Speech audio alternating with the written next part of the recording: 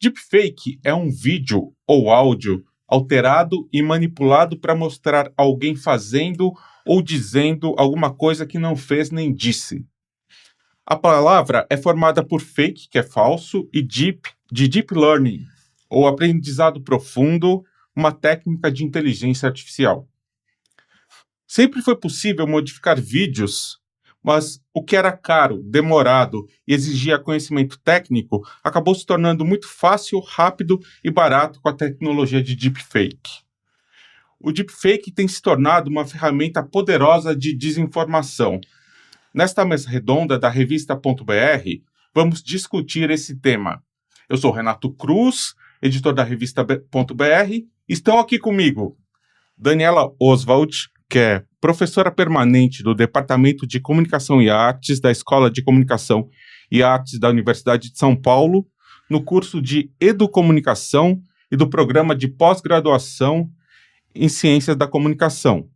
É mestre e doutora em Comunicação pela ECA-USP, com estágio de doutorado em Jornalismo Digital pela Universidade de Santiago de Compostela. Coordena o Grupo de Estudos em Comunicação, Censura e Liberdade de Expressão, OBCOM. Bem-vinda, Daniela. Obrigada. Também está aqui comigo Patrícia Peck Pinheiro, que é CEO e sócia fundadora da Peck Advogados. Ela tem graduação e doutorado pela Universidade de São Paulo e é professora de Direito Digital da ESPM. É membro da Comissão de Proteção de Dados da Corregedoria Nacional de Justiça. Foi nomeada membro titular para o Comitê Nacional de Cibersegurança, integrante da Comissão de Proteção de Dados do Conselho Nacional de Justiça. Foi conselheira titular nomeada para o Conselho Nacional de Proteção de Dados entre 2021 e 2023. Bem-vinda, Patrícia. Obrigada. Também está aqui comigo Geraldo Lino de Campos, que é consultor em informática. Foi professor titular em sistemas de computação da Escola Politécnica da Universidade de São Paulo. É engenheiro eletricista pela PoliUSP, onde também fez mestrado e doutorado em engenharia elétrica, além de ser livre docente em sistemas digitais. Bem-vindo, Geraldo. Então, para começar, Daniela, como você vê esse cenário, né, uma tecnologia tão fácil de se criar vídeos e áudios falsos? É o admirável mundo novo. Parece algo muito rápido, né? Que a gente está absorvendo sem ter tempo de nem pensar criticamente, profundamente sobre isso e nem de propriamente ter uma educação em relação ao uso e ao aprendizado, né? E por que nós vamos aprender lidar com essas ferramentas ou não.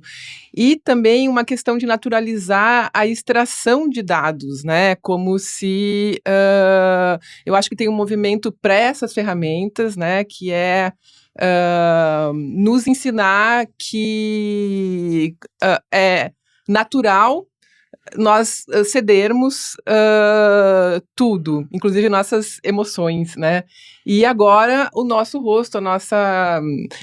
Quando existe, por exemplo, ferramentas de clonar voz, e nossa voz está na internet, nós estamos aqui gravando nossa voz, por exemplo, não podemos naturalizar essa extração que é necessária para os deepfakes e para os deepfakes acontecerem. Eles precisam de 30 segundos de vídeo, né, para conseguir reproduzir. E aproveitando esse gancho aí de admirável mundo novo, Geraldo, a gente estava comentando aqui antes de começar a gravação, né? Você estava comentando um caso recente. Semana passada, o Marco Rubio, que é o secretário de Estado americano, a terceira pessoa na hierarquia, teve sua voz clonada e foram feitos vários telefonemas a outras autoridades americanas. E a reação dele foi simplesmente comentar: este é o novo normal. Então, é o novo normal. Se isso é bom ou isso é mal é secundário, mas o fato é que é o novo normal. E a única forma que nós temos de conviver com ele é educar as pessoas que a realidade se tornou uma coisa muito um conceito muito fluido. Então, evidenciar quais são os males que isso pode proporcionar e resolver isto através de um processo educativo.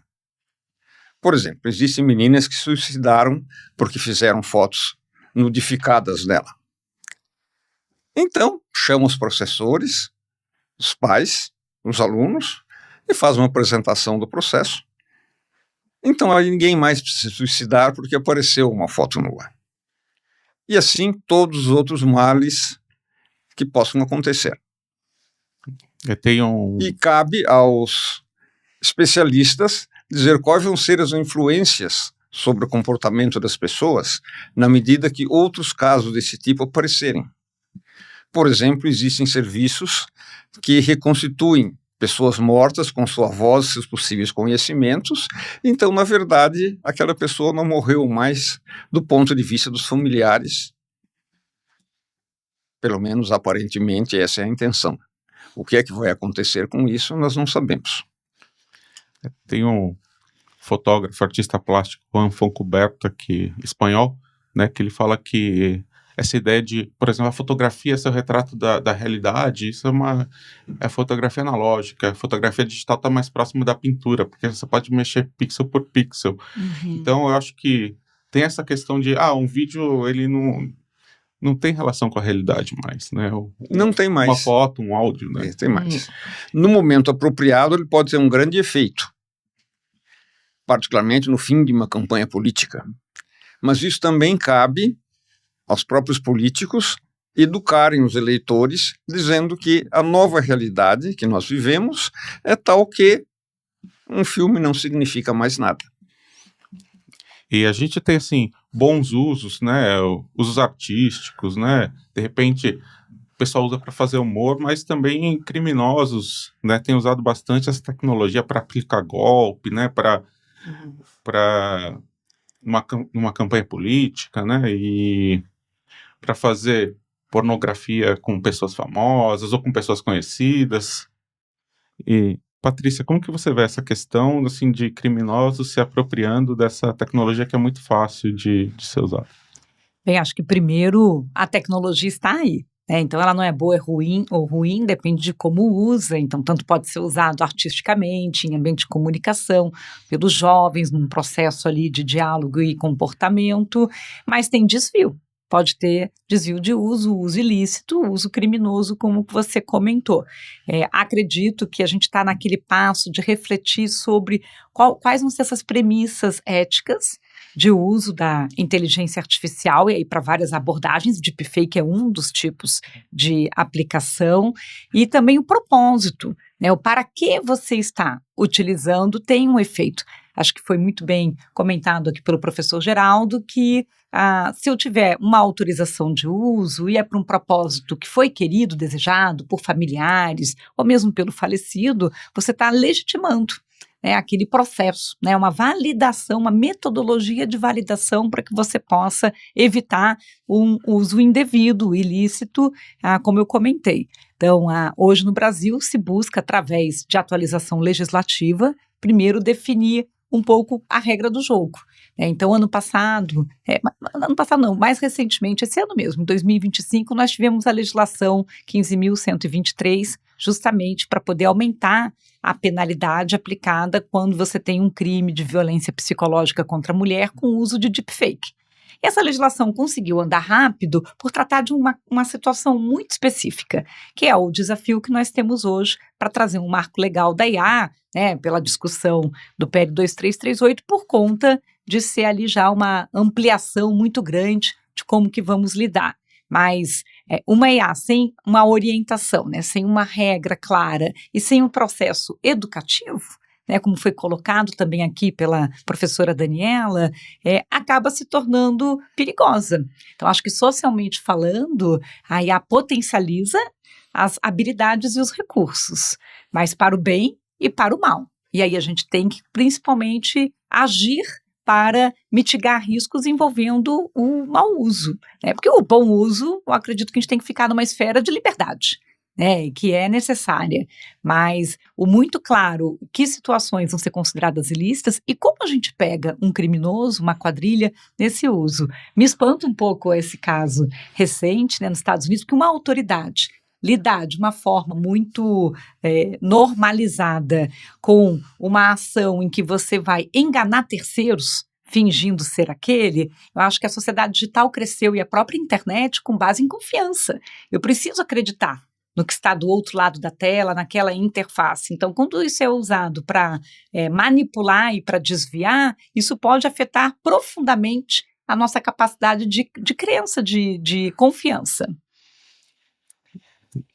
Daniela, aproveitando, né, essa questão da educação, né, como que você vê, assim, essa questão de educação e também a preparação, né, de jovens, principalmente jovens comunicadores, né, que eles estão vendo essa tecnologia surgir, estão se preparando para atuar. Como que você vê essa questão? A Patrícia usou uma palavra potencializa, né? E aí eu fiquei pensando que justamente esses usos, né, da IA, ela potencializa a cultura na qual a gente já vive. Uhum. E aí, se a gente pensar no Brasil, é uma sociedade profundamente desigual, com oportunidades muito discrepantes, né, e com alto índice de criminalidade. Então, como será que essa IA será usada? Infelizmente, há uma criatividade para o desvio da lei, né, que já existe fora da tecnologia. Com a tecnologia, isso potencializa. E aí a gente tem uma sociedade também que já não temos uma história de literacia midiática, por exemplo, para o uso das mídias, né, para os jovens. Então isso se acumula com a velocidade do desenvolvimento de uma tecnologia que coloca em... E aí é difícil desafiar o corpo humano também, porque para a mente o que a gente vê é verdade. Uhum. É semiótica, né? É apreensão.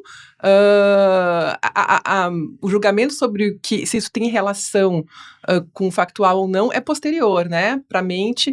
Então, esse processo para os jovens que crescem muitas vezes assim com 5 anos de idade, já integrando, né, o uso do celular, por exemplo,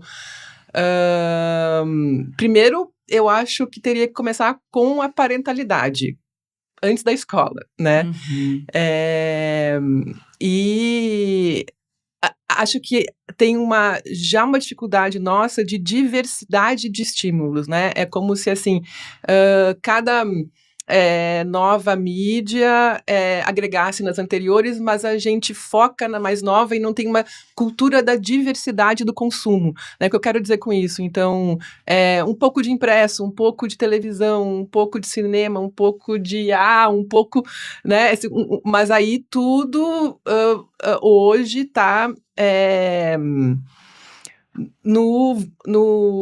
sendo consumido no fluxo do digital. Então, eu acho que...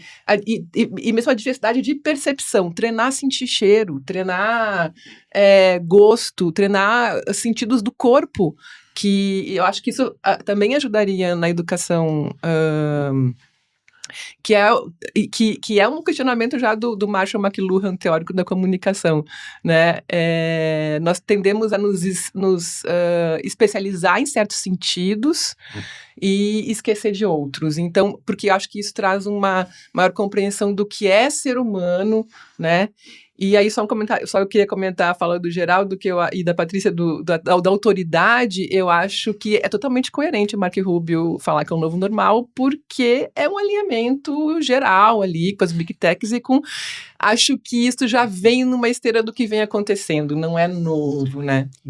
Talvez o que me preocupa, só fazendo um comentário, a partir do momento que faz parte, né, do ser humano, essa captura, né, de, digamos, sinais e influências do ambiente e poder acreditar na realidade que é vista ou que é ouvida, né, imagina então pessoas com questões de acessibilidade, talvez a gente chegue num momento em que, para que você possa ter plena confiança e crença naquilo que está sendo visto e ouvido, vai precisar valorizar de novo um presencial.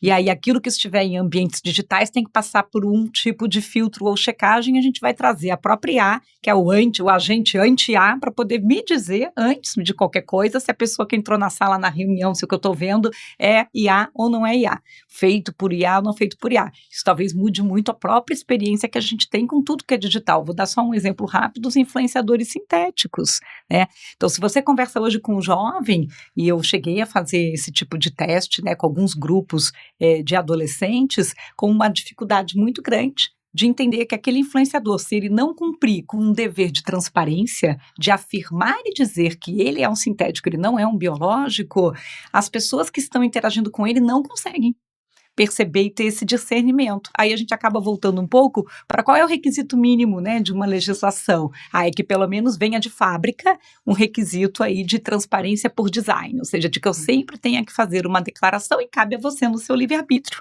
se você quer ou não ter aquela absorção de conteúdo, acreditar naquilo, ou mesmo interagir com aquele sintético, tranquilo, mas desde que aquilo não seja deceive, né, que não seja com a intenção de enganar.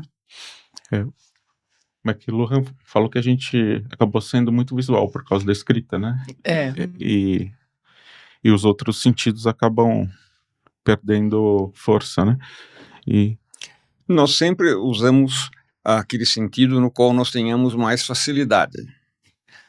Um cego, por exemplo, tem uma audição extremamente apurada porque essa é a forma dele interagir com a realidade.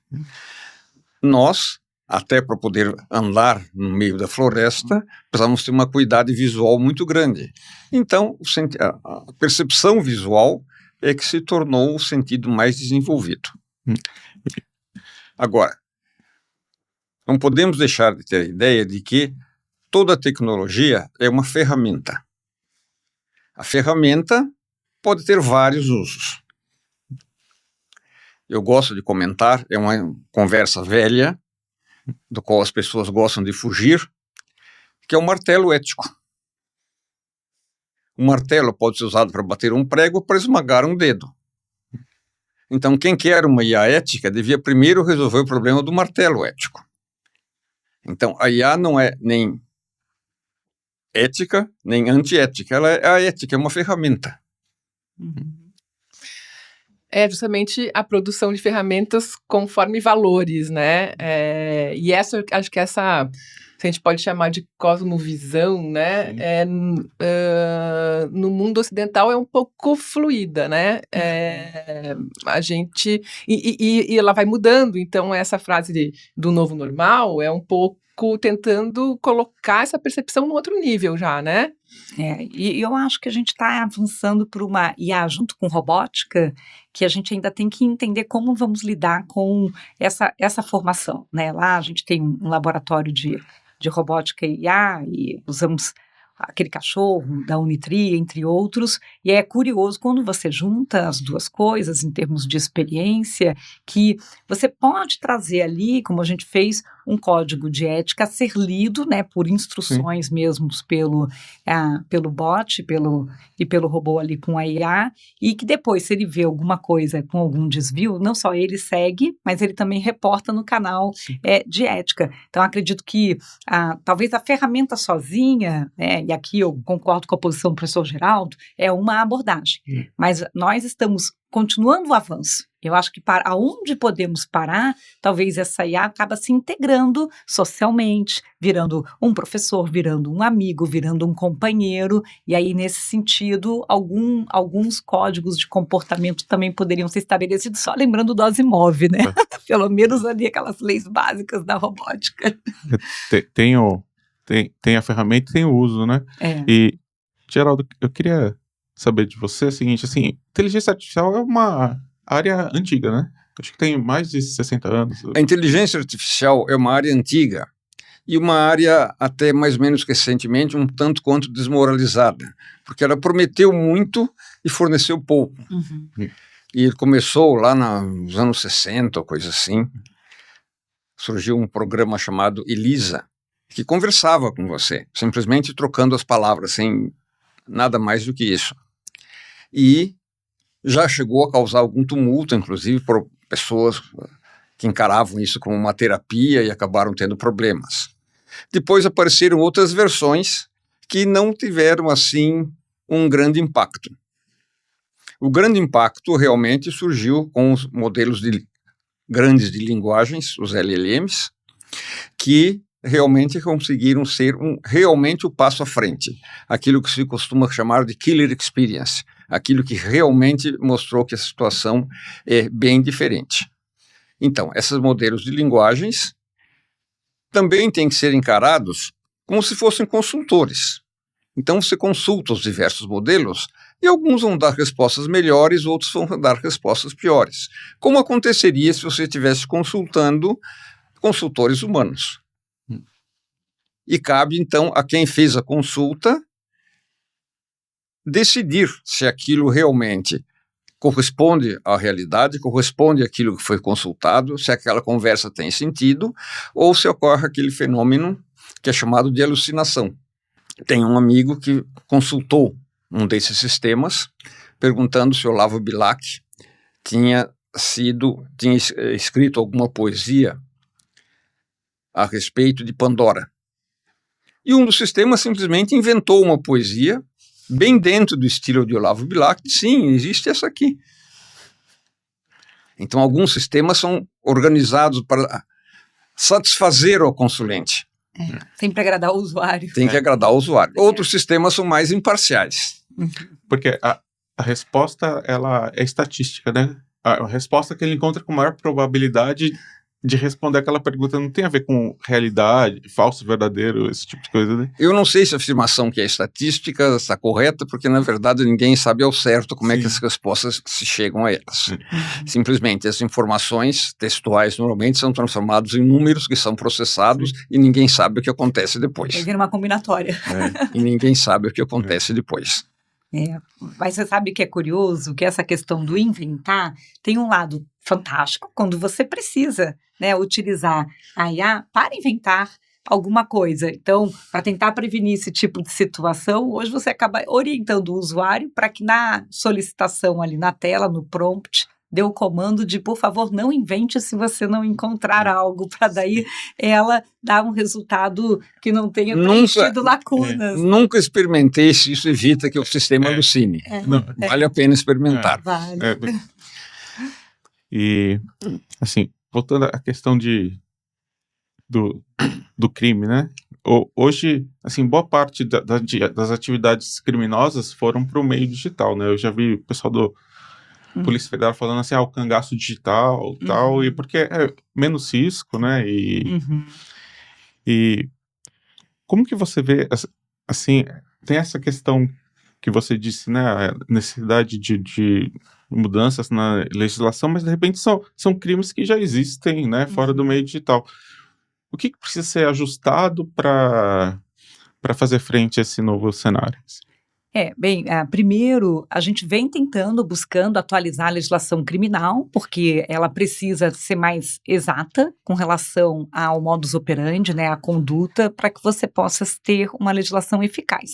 O Brasil é signatário, né, na Convenção de Budapeste, os países participantes se comprometeram de também fazer essa atualização para uma série de crimes já cibernéticos, né, aí digital. Só que ele pode ter duas vertentes. Existe um crime que já aconteceria e já existe previsão, e a tecnologia vem a ser um meio de execução e até de eficiência, já que diz que você acaba usando mais a IA para eficiência. Então, o crime organizado hoje consegue ter um exército de bots, consegue usar a IA para alcançar mais resultado.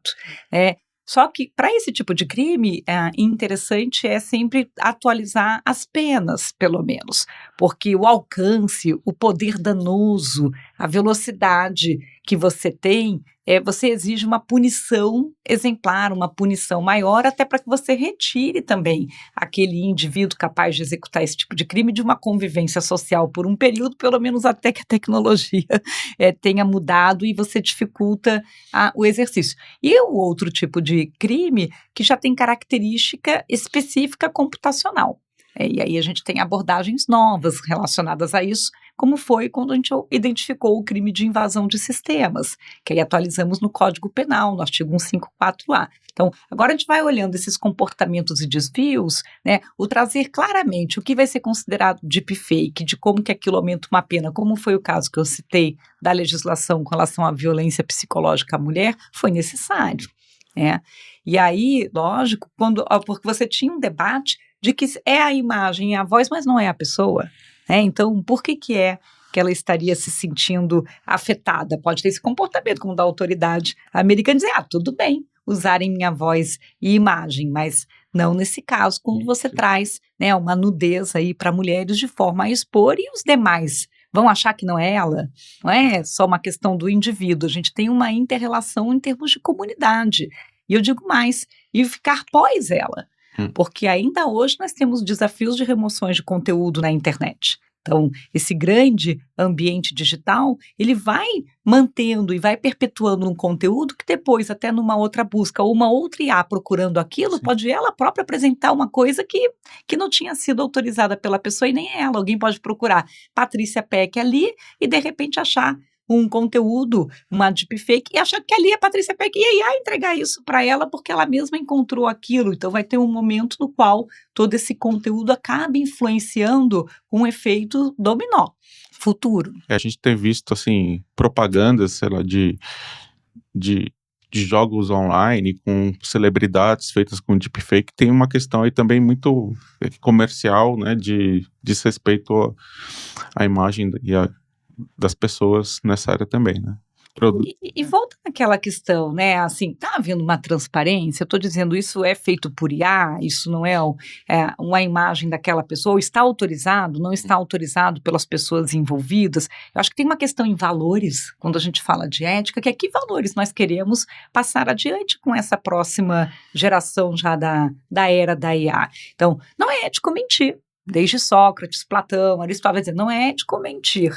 E hoje a IA mente para agradar. Com quem ela aprendeu isso? Conosco, com os humanos, né? Mas é por isso que a gente está voltando em analisar questões bem de filosofia para tentar entender, a partir daí, qual é a regra do jogo. Importante a regra estar clara, porque também trapacear no jogo não é ético, e para qualquer jogo que seja. Então, também, o que vai significar trapaça, né? Alguém entrar ali utilizando uma IA para um processo de seleção sem ser a própria pessoa, mais que trapaça, é fraude, né? Você vai tendo gradações para poder escalar uma atividade criminosa. Sai de uma brincadeira de mau gosto, né? Até mesmo uma situação de um crime maior.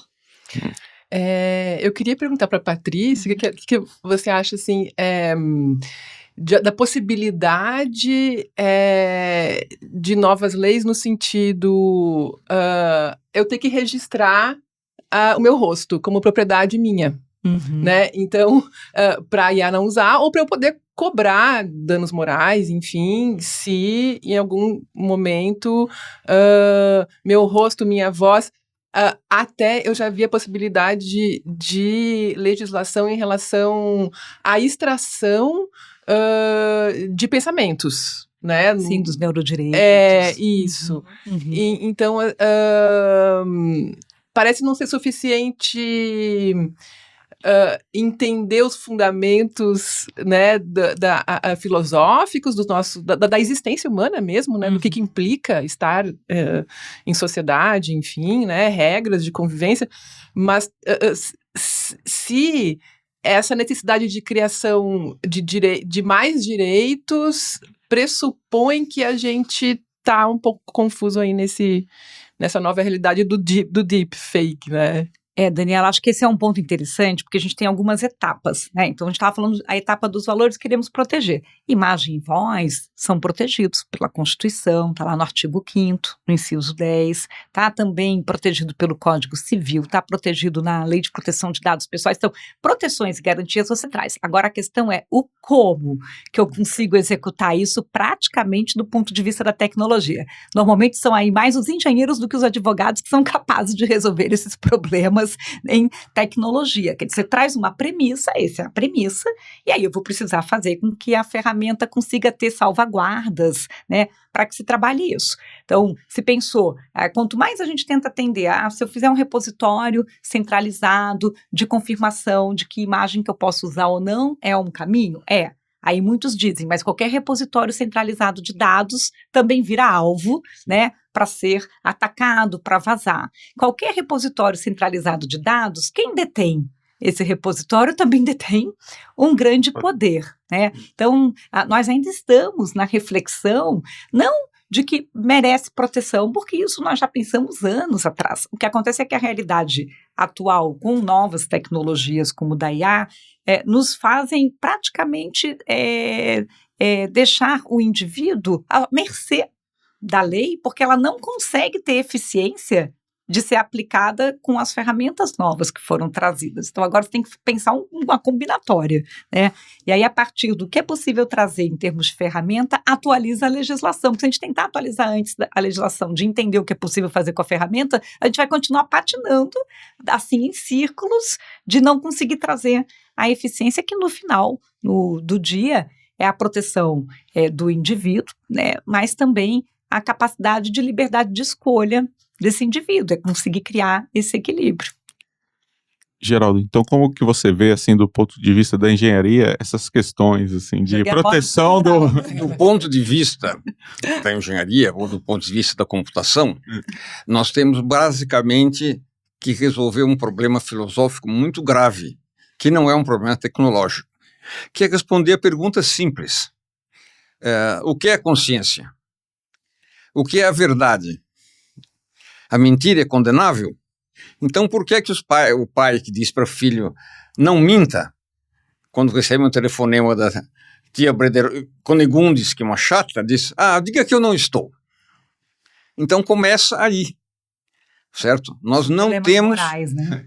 Nós não temos essas conveniências morais estabelecidas ou fixadas. E mais, existe uma grande resistência a que isso seja de alguma forma formalizada.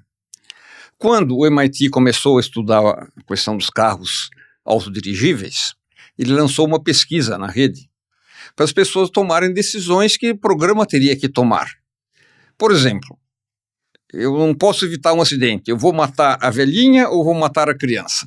Moral machine, né? Uhum. Então, o que aconteceu foi simplesmente que houve uma grande reação contra esse tipo de perguntas. E acontece que nem sequer as respostas finais foram divulgadas. Eu mato a velhinha ou eu mato a criança? Eu não sei qual foi a opinião das pessoas. Então, não havendo um critério objetivo, fica muito difícil dizer aquilo que é verdade ou o que não é verdade.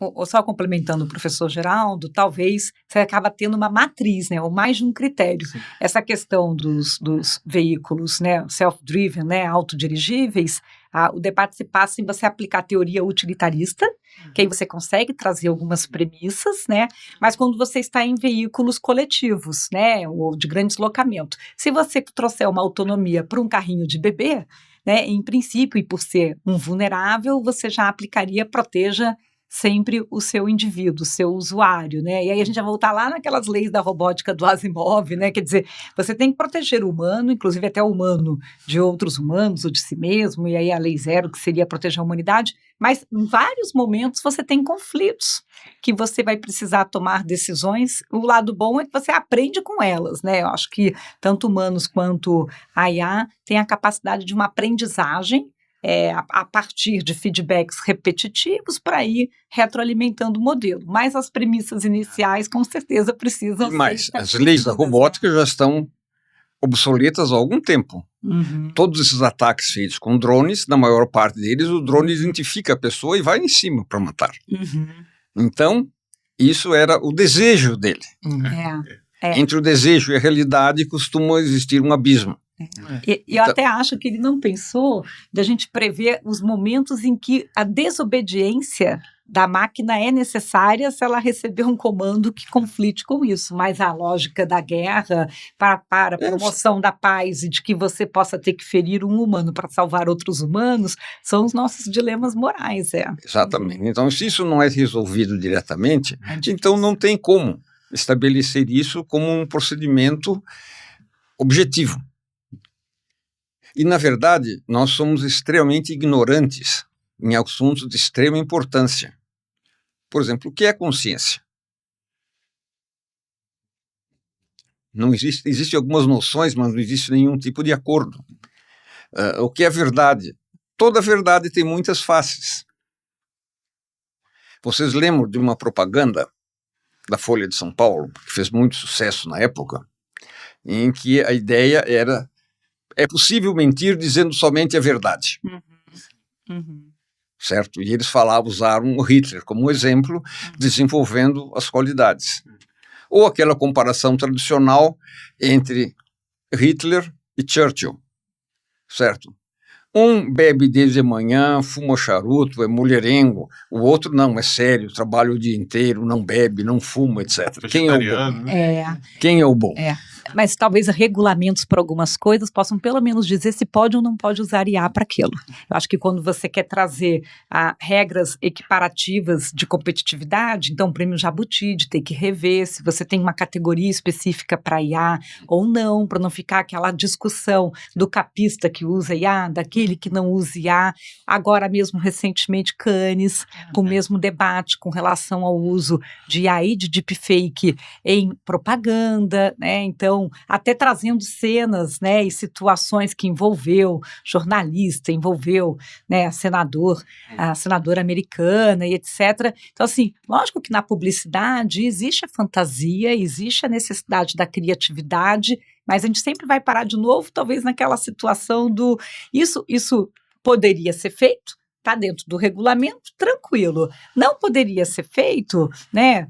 Trapaceou no jogo, aquilo desviou, está fraudando alguma coisa, e aí isso serve para qualquer tipo de competição, para a gente também não tentar resolver o problema geral da humanidade, né? Eu acho que vai funcionar regras mais pontuais de acordo com o caso de uso, de acordo com a aplicação. Eu acho que a questão da transparência nesse caso é importante, né? Porque se está apontado que foi usado, daí, sei lá, os membros do júri decidem se é válido ou não. Aí você dá o livre-arbítrio, foi usado, eu gostei muito do resultado, a gente vai voltar sempre na ideia, assim, se a gente deixar simples, que cumpra com transparência, para evitar o argumento da enganação ou da trapaça, se isso puder ser estabelecido, se a gente tentar estabelecer regras demais, a gente não vai sair do lugar. A tecnologia nem é capaz de seguir a regra, tem que ser os humanos. Mas, lembrando Lawrence Lessig, que disse, né, que code is law, ou seja, o código é a lei, nós estamos naquele momento paradigmático de refletir o quanto podemos trazer algumas regras programáveis dentro do próprio jogo. Né?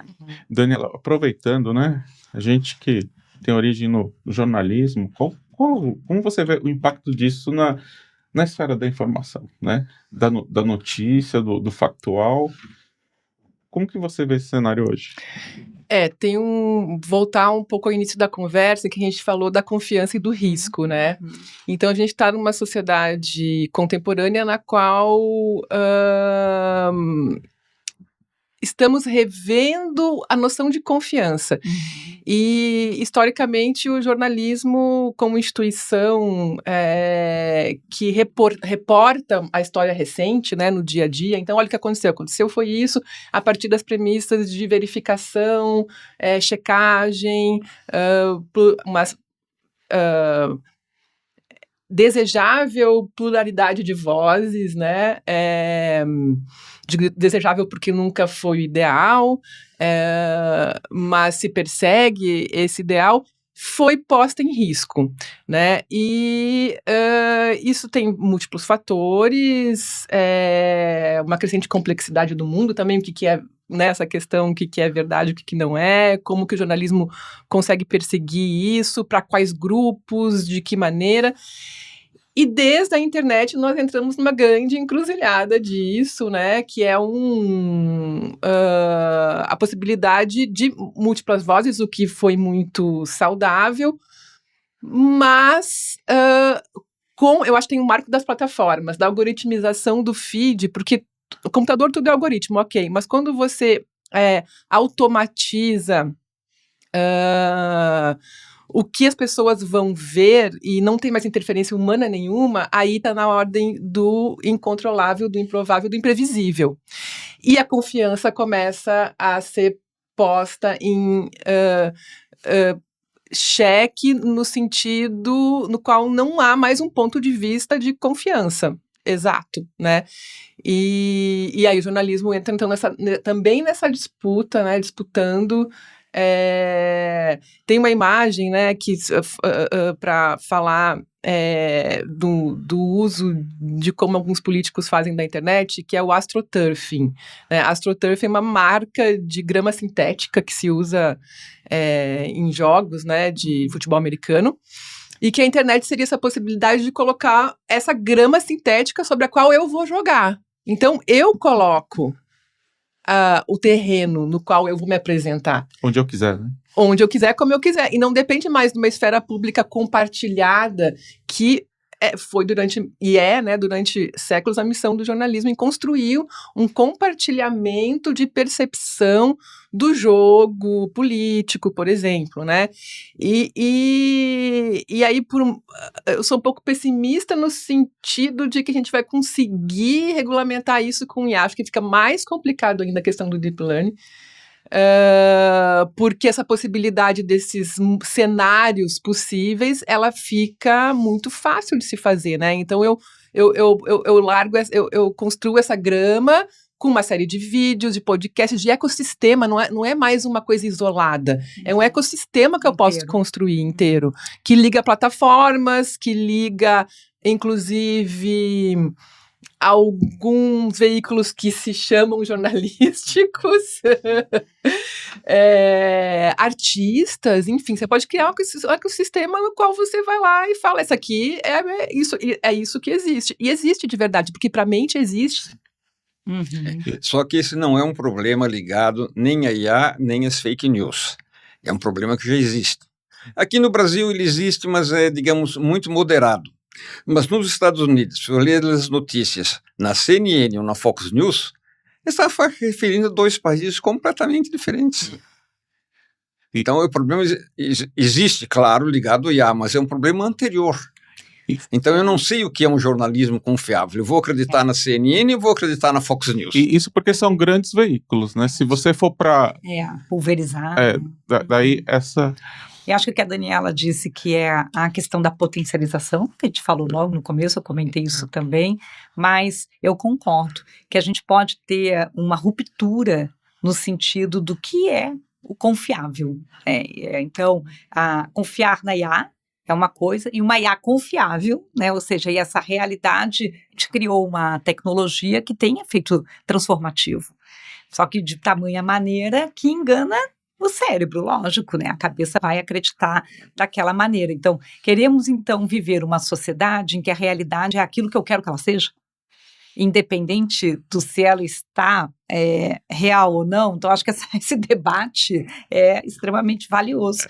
E qualquer legislação que a gente escreve de uma forma muito ampla para toda a sociedade, sem pactuar um pouco quais são essas premissas, ela pode ou ficar obsoleta muito rápido ou não ser aplicada, mas voltando só para o ambiente corporativo, hoje as empresas que estão experimentando o uso, né, de inteligência artificial têm escrito na sua política de uso ético e seguro da IA que não pode fazer uso de deepfake, não pode usar para fins criminosos, quer dizer, então você tenta trazer um pouco de limites e propósito para deixar claro o que também naquele ambiente, já que um empregador responde por uma conduta de empregado, quer dizer, você tem uma série de camadas de responsabilidade, né, os pais pelos menores de idade, uma escola com relação a professores, né, então acho que esses são pontos, em algum momento a gente bate na responsabilidade, né, por isso que a gente está falando de IA responsável, né. Mas assim, de repente quando a gente vai para a comunicação, né, um uso simples e que já é difundido, fazer uma chamada de áudio com um deepfake, porque para a pessoa não ter que ir lá e gravar a chamada, porque já fez o programa, tem lá a voz e é um texto padrão e faz a chamada. E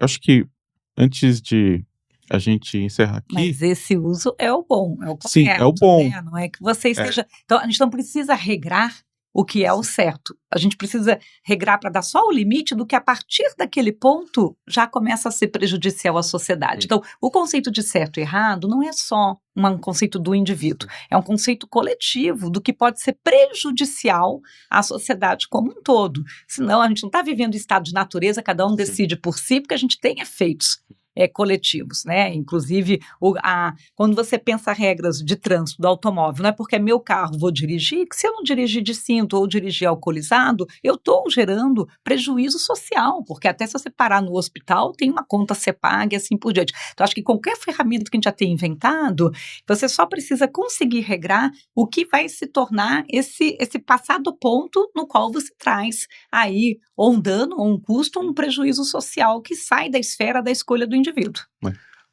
Comunicação tá aí nessa área também. Uhum. Geraldo, e como você vê daqui para frente, né? Você falou assim que a área de inteligência artificial ficou muito tempo sem entregar os resultados esperados e de repente a gente está tendo essa explosão, né? Como que você vê o desenvolvimento disso daqui em diante? Eu vejo um desenvolvimento como um desenvolvimento crescente. É como se chegou a um ponto a partir do qual realmente está dando resultados e a partir dos quais pode evoluir. É uma evolução complexa, porque envolve sempre a parte técnica que está fazendo alguma coisa e envolve uma parte que fica mais ou menos embutida, e que é aquilo que normalmente as pessoas chamam de vieses da inteligência artificial. Ninguém quer uma inteligência artificial absolutamente isenta de vieses. Todos querem uma inteligência artificial que tenha os meus vieses para cada uma das pessoas. Então, quando isso é feito, chega-se a resultados absurdos facilmente, como o caso famoso do nazista negro. Precisava ter diversidade, então, ao gerar imagem de nazista, gerou a imagem de um nazista negro. E outras coisas do gênero. Isso foi uma fase inicial e hoje nós temos a IA tendendo a ter menos vieses. Portanto, o que ela vai fazer? Ela vai refletir aquilo que a sociedade faz e, portanto, vai refletir os vieses dessa sociedade maior. Que é questão da fake news também, né? A gente tende a concordar, achar que são verdadeiras coisas com que nós concordamos. Coisas que nós concordamos são muito mais fáceis de aceitar. Uhum. Num ambiente fortemente polarizado, porque aqui nós temos polarização, mas incomparavelmente menor do que existe nos Estados Unidos. Então, se você é de um certo partido, você vai assistir só o noticiário da CNN, se for do outro partido, vai assistir só o noticiário da Fox News, que vão descrever duas realidades diferentes. Por isso que eu disse que toda realidade tem muitas faces. E o desenvolvimento das coisas acontece normalmente a partir de certos saltos. O desenvolvimento da civilização ocidental se deveu basicamente ao desenvolvimento da imprensa. Porque antes a informação existia. Eu quero saber alguma coisa, tenho que fazer uma viagem até um monastério do norte da Itália, onde tem um único exemplar daquele livro. Com a produção dos livros, nós demos um grande passo. E esse foi um passo evolutivo em relação à informação. A informação se tornou facilmente disponível, mas ao custo de um grande sacrifício de quem está procurando a informação. Os atuais sistemas de IA representam o passo seguinte. Eu não só tenho informação disponível nos livros, como é muito fácil procurar essa informação. Então, eu não preciso mais procurar um livro original para encontrar lá uma frase, se eu posso descobrir que alguém, o sistema de inteligência artificial, pode localizar isso com uma certa facilidade. E nesse ponto, os sistemas estão muito eficientes já hoje. E essa eficiência só tende a aumentar. Então, nós vamos ter cada vez mais a realidade real. Parênteses, uma daquelas perguntas cuja resposta seria fundamental é o que é a realidade. A realidade que está sendo criada e que vai conviver cada vez mais conosco. Então, provavelmente em 1 ou 2 gerações, nós não saberemos mais distinguir o que é real daquilo que é virtual.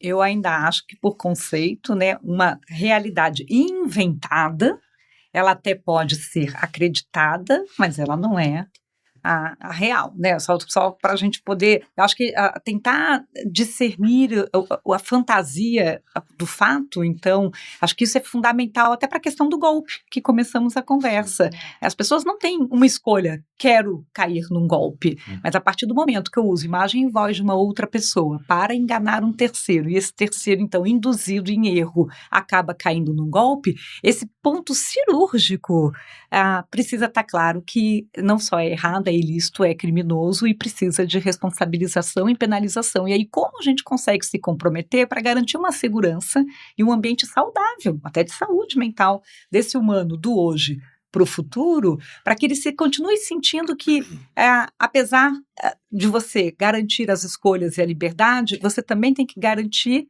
a camada de proteção. Então, se ele levantar a mão, pedir socorro, disser, sofri aquilo, como que seja a sociedade civil e o próprio Estado conseguem trazer ferramentas para a salvaguarda disso? Acho que esse é o debate que a gente vai precisar enfrentar. Mas, de novo, não adianta querer regrar tudo, não adianta querer dizer que vamos conseguir esgotar o assunto. Mas pequenas conquistas de tópicos e pontos que todos concordam que precisamos trazer camada de proteção, aí sim eu entendo que a regulamentação é necessária.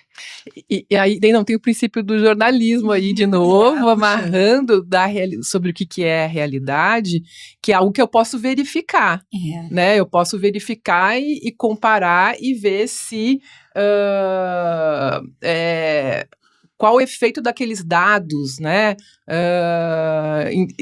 Tanto estatisticamente quanto subjetivamente, o quanto que, por exemplo, eu achar que as vacinas não são confiáveis pode trazer de volta epidemias, né? Isso eu consigo verificar a realidade da eficácia de algo através do método científico, né? Então, como que as pessoas mantêm suas crenças, né? E aí eu vou evocar de novo um pouco a semiótica, que é o clássico Peirce, né? Que ele tem um texto de final do século XIX sobre métodos de fixação de crença.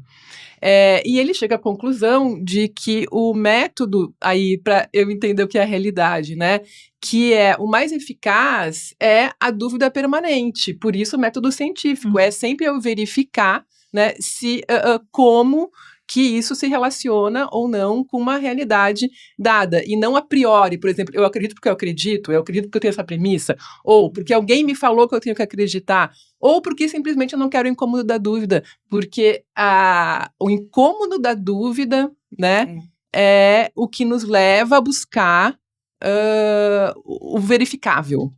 Então, eu acho que tem uma dimensão ainda, só para a gente estar se indo ao fim, né? Mas a alucinação da IA, por exemplo, o glitch, né?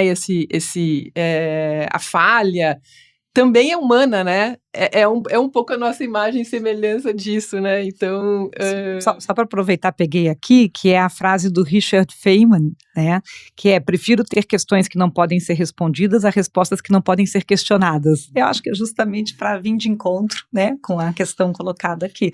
E acho que esse pensamento crítico é algo importante de se manter na educação do próprio jovem, porque com toda certeza de tudo que a gente vai ter disseminado de conteúdo, seja feito por humano, feito por IA, feito pelos dois, né, a capacidade de manter um pensamento crítico e de questionar, acho que é fundamental.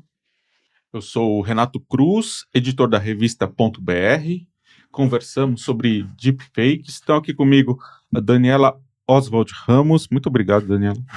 Obrigada pelo convite. Também a Patrícia Peck Pinheiro. Muito obrigado, Patrícia. Obrigada, foi ótimo. E também o Geraldo Lino de Campos. Muito obrigado, Geraldo. Obrigado. Então, eu agradeço também a você que acompanhou essa conversa. Convido a acompanhar mais sobre o assunto na revista.br e até a próxima.